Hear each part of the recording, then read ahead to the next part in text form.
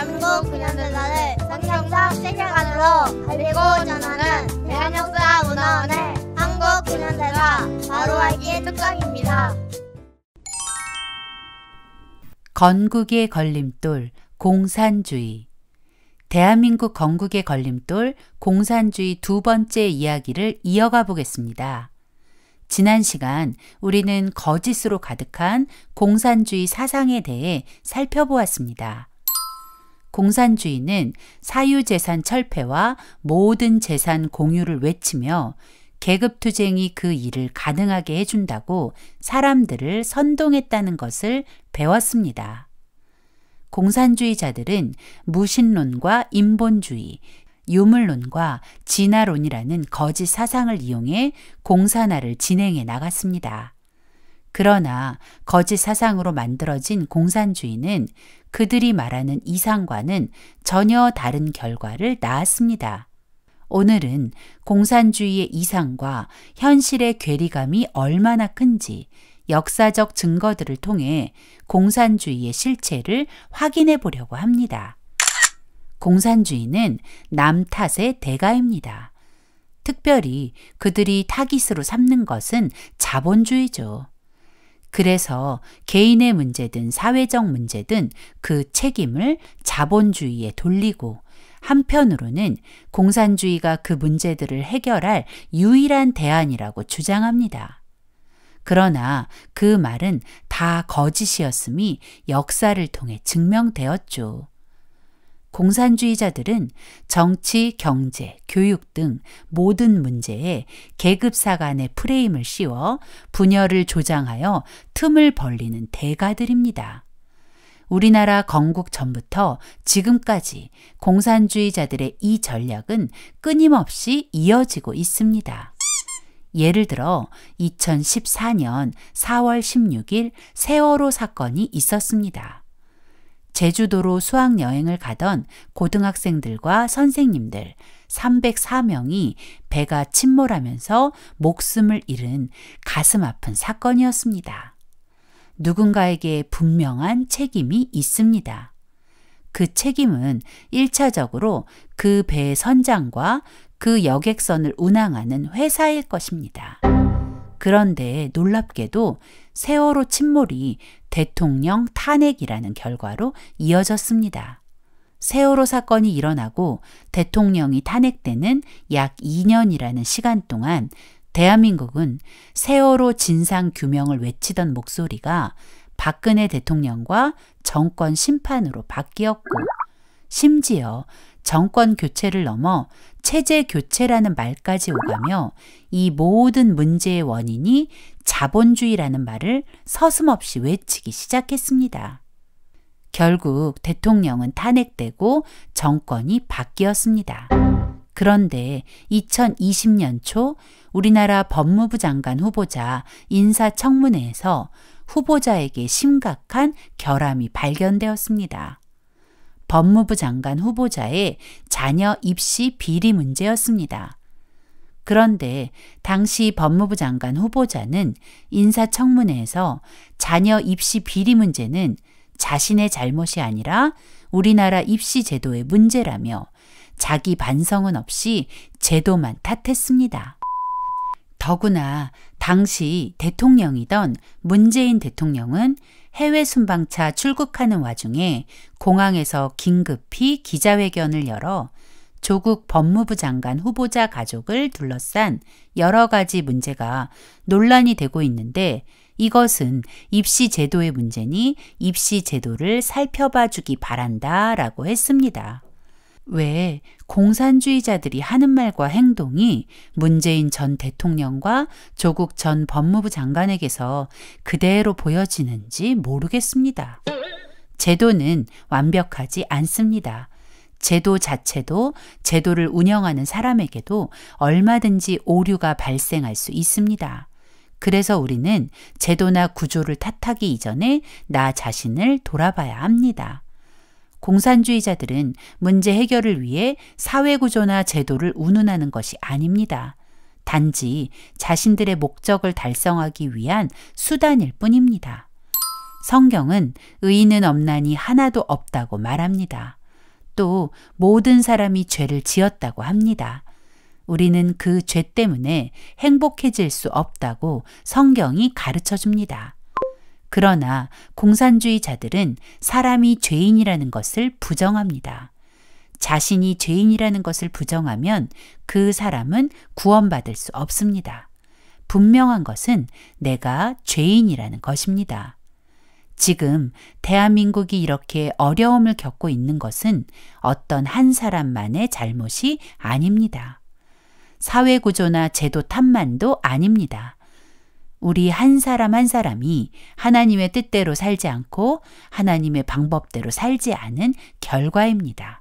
이제 우리가 할 일은 회개뿐입니다. 공산주의자들은 공산혁명으로 유토피아를 만들어 준다고 말합니다.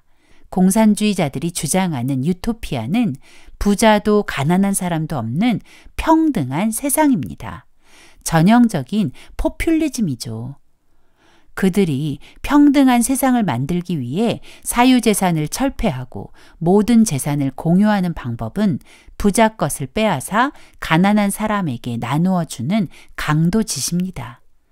하지만 사람들은 평등이라는 단어 하나에만 집중한 나머지 그 말이 어떤 결과를 가져올지 고민하지 않고 평등한 세상을 달라고 외치게 되는 것이죠.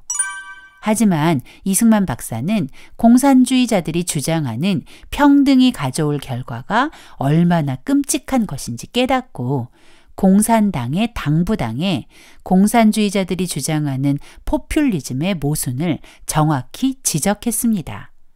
먼저 사유재산을 없애고 공유한다는 공산주의자들의 궤변에 모든 사람의 재산과 토지를 모아서 똑같이 나눈다고 결국은 게으른 사람이 점점 늘어날 것이고 결국 나라가 망하게 될 것이라고 했습니다.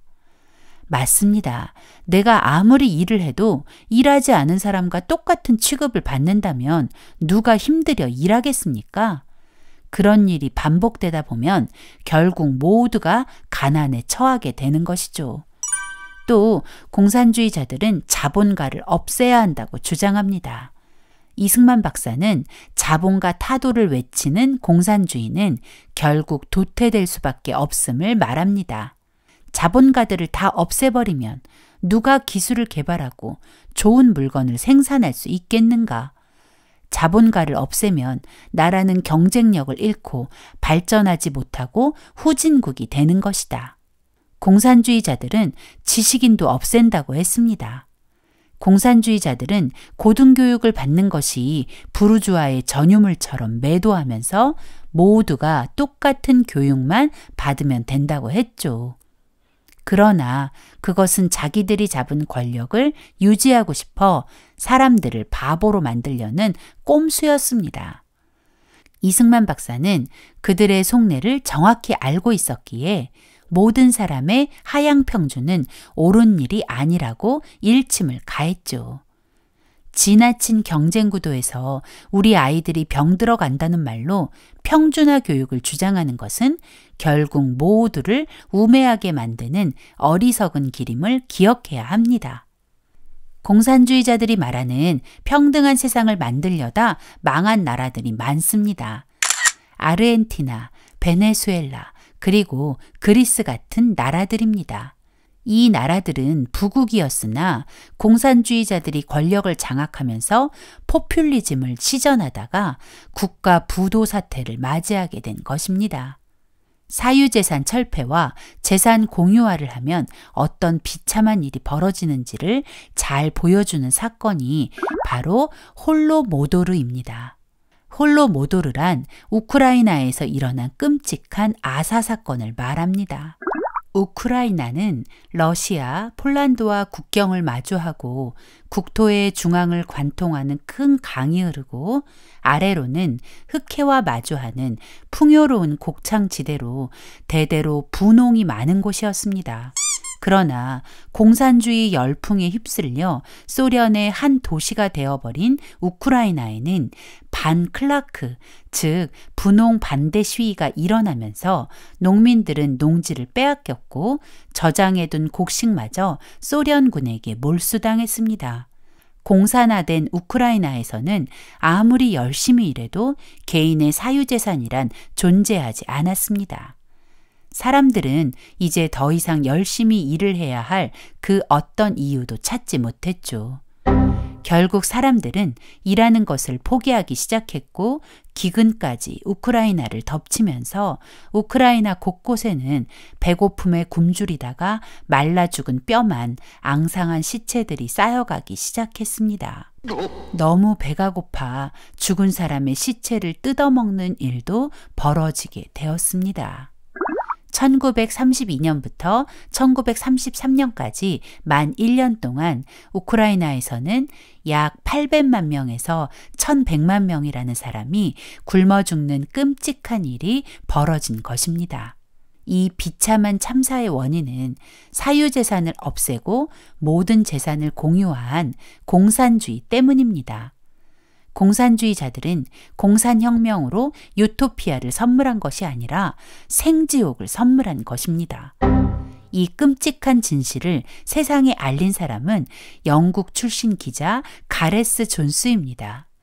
가레스 존스는 소련에서 벌어지는 스탈린의 만행을 취재하기 위해 소련으로 향했고 우크라이나에 도착했을 때 그가 목격한 현실은 너무나 끔찍했습니다. 그는 우크라이나의 참상을 카메라에 담았고 영국에 돌아와 스탈린의 실체를 세상에 폭로했습니다. 그러나 1932년 풀리처상을 받은 영국 출신 기자 월터 듀란티가 가레스 존스의 기사를 가짜 뉴스로 몰아붙였고 가레스 존스는 가짜 뉴스를 유포한 기자가 되어버렸습니다. 풀리처상 수상자였던 월터 듀란티의 말이 더 설득력 있게 들렸을 것입니다.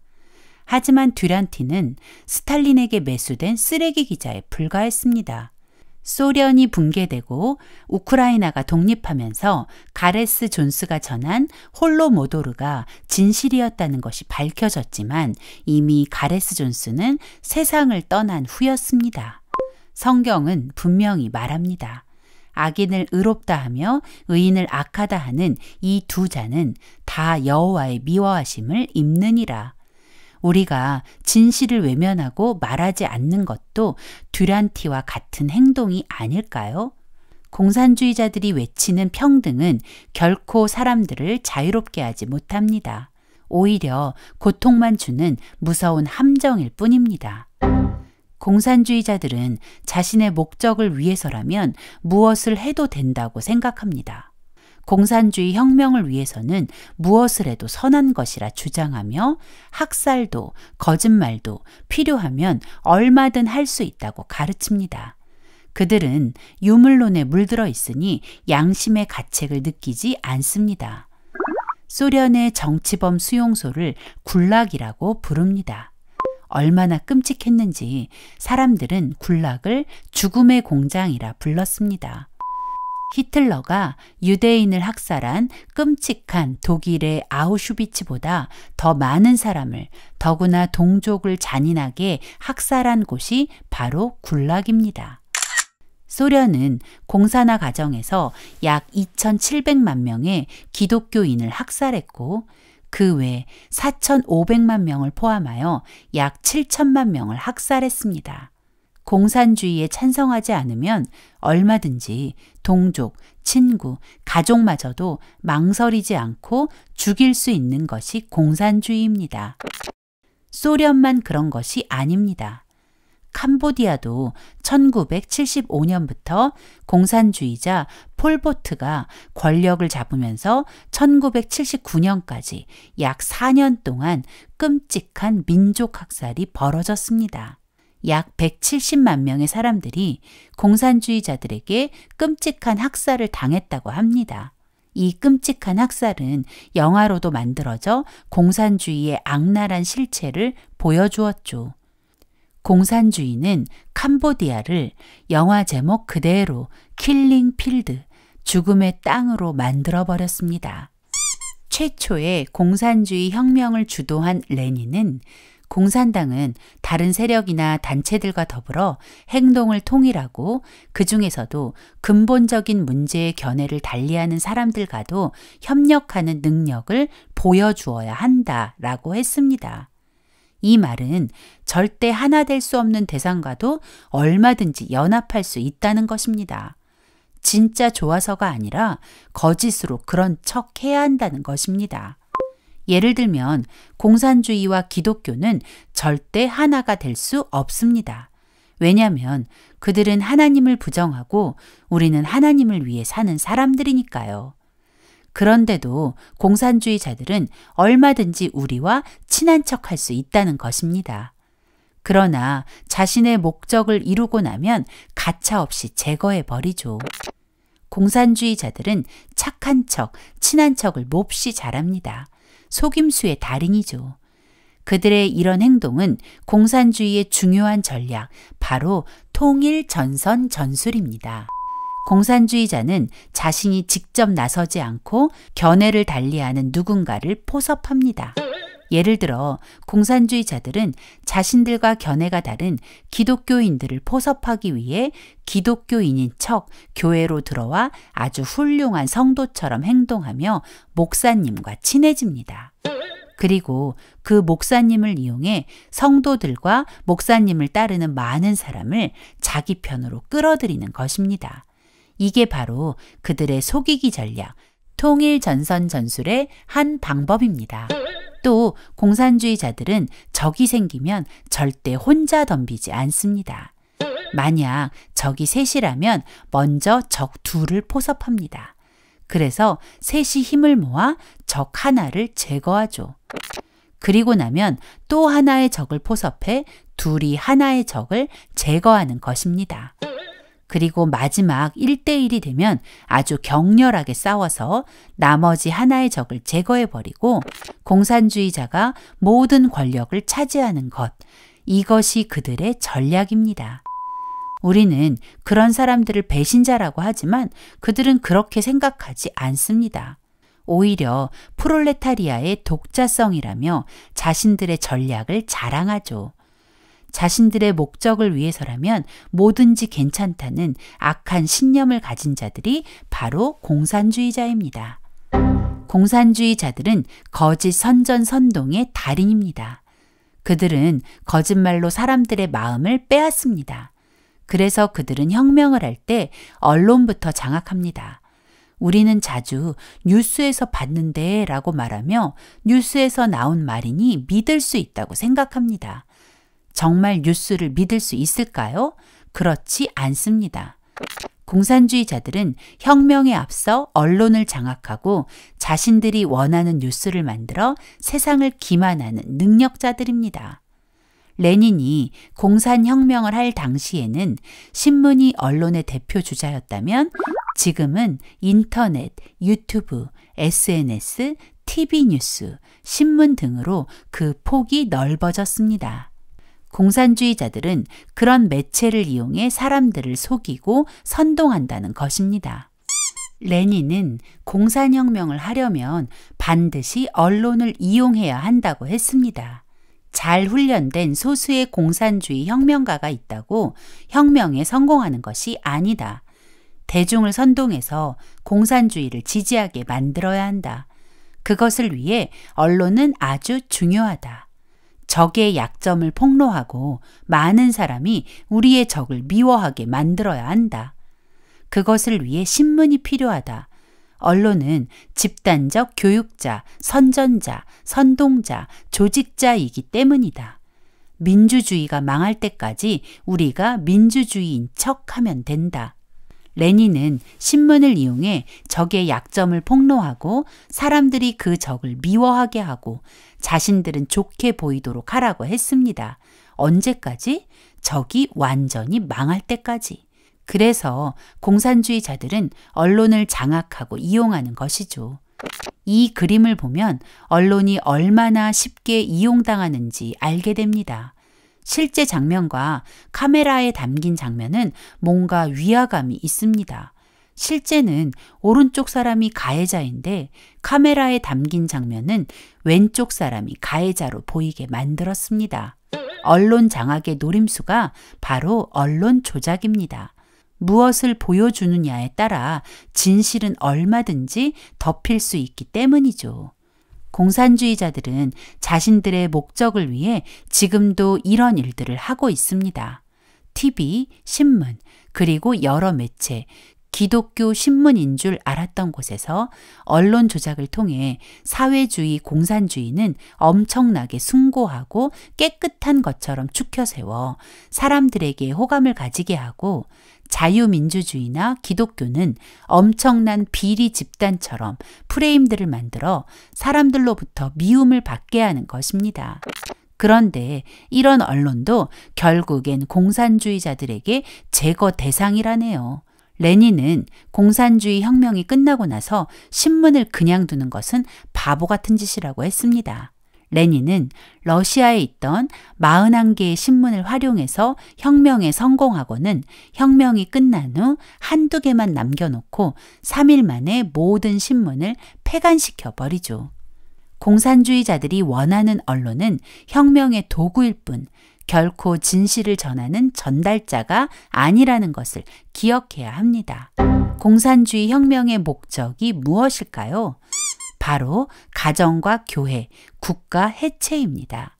왜 공산주의자들은 가정과 교회를 해체하려 할까요?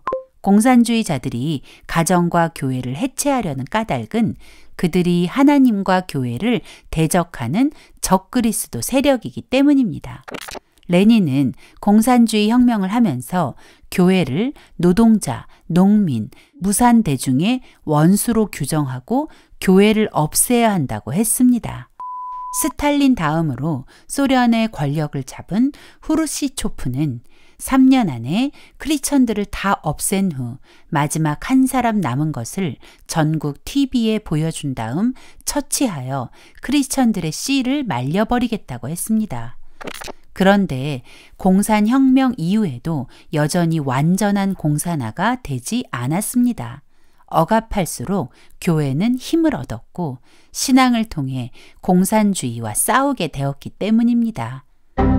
공산혁명으로만 진정한 공산주의를 완성할 수 없다는 것을 깨달은 게오르크 루카치는 마르크스 혁명의 실패 원인을 기독교로 규정했습니다.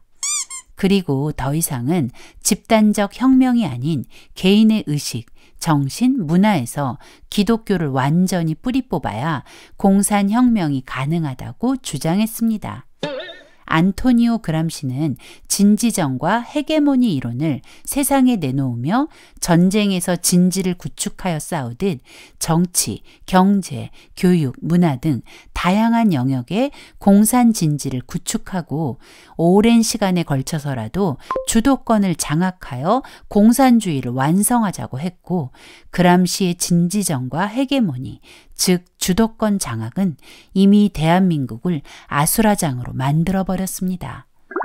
그람시의 진지전은 문화혁명이라는 이름으로 중국을 장악해 모든 권위에 도전하도록 사람들을 부추겼습니다. 학생이 선생님을 죽이고 또 자녀가 부모를 처단하게 하는 일들이 마구 일어났죠. 결국은 가정이 깨지고 학교가 무너지고 교회가 무너졌습니다. 중국에서 이런 혁명이 성공하고 난 후 유럽에도 그 혁명의 바람이 불기 시작했습니다. 1968년 유럽에는 모든 금지하는 것을 금지하라, 불가능한 것을 요구해 구속 없는 삶을 즐겨라 라고 외치며 공산주의자들의 새로운 전략이 시작되었습니다. 유럽과 미국은 성경적 세계관이 그들의 역사와 문화에 녹아 있습니다. 그런 유럽과 미국에 하나님 말씀을 지키려니 너무 힘들지 않아? 하나님 말씀대로 살려니까 자유가 없는 거야. 그러니까 이제 자유롭게 살아. 하나님은 없어. 라는 사단의 속삭임이 퍼져가기 시작한 것입니다. 그들이 말하는 금지하는 모든 것을 부정하라는 것의 가장 중심에는 하나님을 부정하라는 교묘한 속삭임이 숨어 있었습니다. 사람들이 하나님을 떠나면 가정도, 교회도, 나라도 무너지게 되기 때문이죠. 공산주의자들은 교회와 가정을 파괴하기 위해서 성혁명을 주장하고 동성애를 사랑으로 둔갑시키고 여성들의 자유를 운운하며 페미니즘을 등장시켜 가정과 교회를 해체하려는 아주 무서운 시도들을 끊임없이 이어가고 있습니다. 이승만 박사는 공산주의자들의 기독교 말살 계획을 강력히 비판했습니다. 그 이유는 기독교가 우리에게 자유와 평등을 전해준 하나님의 선물이기 때문입니다. 이승만 박사는 교회가 없어지면 세상이 악해진다는 것을 잘 알고 있었습니다. 우리가 사는 목적은 하나님을 영화롭게 하는 것과 하나님을 즐거워하는 것입니다. 그러나 공산주의자들의 목적은 계급투쟁으로 권력을 가지는 것입니다. 성경은 우리에게 분명히 말합니다. 아, 너희들에게 재앙이 있을 것이다. 나쁜 것을 좋다고 하고 좋은 것을 나쁘다고 하는 사람들아, 어둠을 빛이라고 하고 빛을 어두움이라고 하는 사람들아, 쓴 것을 달다고 하고 단 것을 쓰다고 하는 사람들아, 아, 너희에게 재앙이 있을 것이다. 스스로 똑똑한 사람이라고 보고 스스로 많이 안다고 여기는 사람들아, 우리는 성경의 경고를 기억해야 합니다. 똑똑한 척하며 공산주의를 용인하면 결국 우리는 완전한 멸망으로 가게 될 것입니다. 2차 세계대전 이후 한반도 주변 지도입니다. 많은 나라들이 소련에 의해 붉게 물들어 버렸죠. 그런데 우리가 사는 대한민국은 그 붉게 물든 나라들 속에서 자유를 지켜냈습니다. 대한민국 건국과정에서 우리나라는 공산화가 될 수 있는 충분한 조건들이 있었지만 공산주의의 실체를 정확히 알고 끝까지 맞서 싸웠던 이승만 박사가 있었기 때문에 오늘 우리가 이 자유를 누리고 있는 것입니다. 사람의 수가 많다고 승리하는 것이 아닙니다. 한 사람이라도 깨어 있다면 승리할 수 있습니다. 위기 때마다 하나님을 의지하고 넓은 길이 아닌 하나님이 원하시는 길로 걸어간 이승만 박사처럼 우리가 위기에서 대한민국을 건져낼 한 사람이 되시길 바랍니다.